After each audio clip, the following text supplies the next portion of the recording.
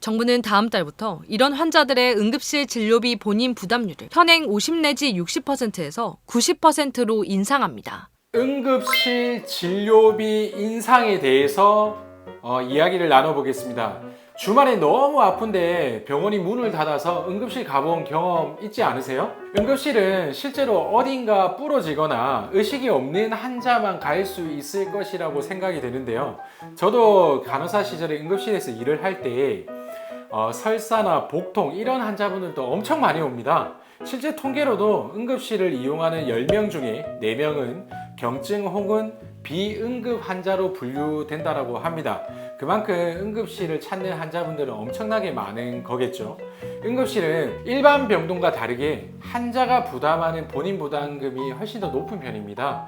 기존의 환자는 응급실에서 사용한 병원비의 50에서 60%를 부담해야 했는데 이제 9월부터 90%로 대폭 인상이 됩니다. 다만 응급 환자를 분류하는 기준이 있습니다. 그 기준에 의하면 건역센터에서는 4단계, 5단계, 지역센터에서는 5단계에 해당하는 환자는 앞서 말씀드린 대로 본인 부담금이 늘어난 90%를 부담해야 합니다. 상급종합병원의 응급실에 실제로 환자분들이 오셔서 내는 비용이 약 13만 원 정도 됩니다. 평균이. 근데 이렇게 적응이 된다면 22만 원으로 급격하게 오르게 됩니다. 정말 이러다가 아파도 참고 병원 못 가는 세상이 오지 않을까 우려가 됩니다. 특히나 응급실에는 주기적으로 찾아오는 바쁜 시즌이 있습니다. 바로 명절인데요. 이제 9월이면 추석이 다가오죠. 아무래도 그 명절에는 가족들과 시간을 보내기 위해서 일반 병원들은 문을 닫는 경우가 많다 보니까 실제 이때 응급실 찾는 환자가 굉장히 많습니다.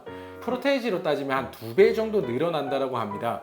추석 연휴 응급실을 찾는 환자들이 평소 대비 1.5배에서 2배 정도 늘어나는 것으로 집계됐습니다. 하지만 응급실마저도 의료 공백 사태가 길어지면서 응급센터 전문의들마저도 응급실을 떠나고 있는데요. 이런 상황에서 정부가 추석 연휴 전후 2주 동안을 추석 명절 비상 대응 주간으로 정하고 또 이 기간 응급실 진료 역량을 높이기 위해 응급실 전문의 진찰료를 기존의 250%까지 인상하기로 했습니다. 비용도 이렇게까지 비싸지지만 하물며 의료 파업, 이 공백으로 인해서 응급실을 문을 닫는 병원들도 늘어나고 있다고 합니다. 그렇게 되면 아무리 비용이 올라가더라도 환자분들 입장에서는 응급실까지도 못 찾는 사태가 벌어지지 않을까 하는 우려도 됩니다.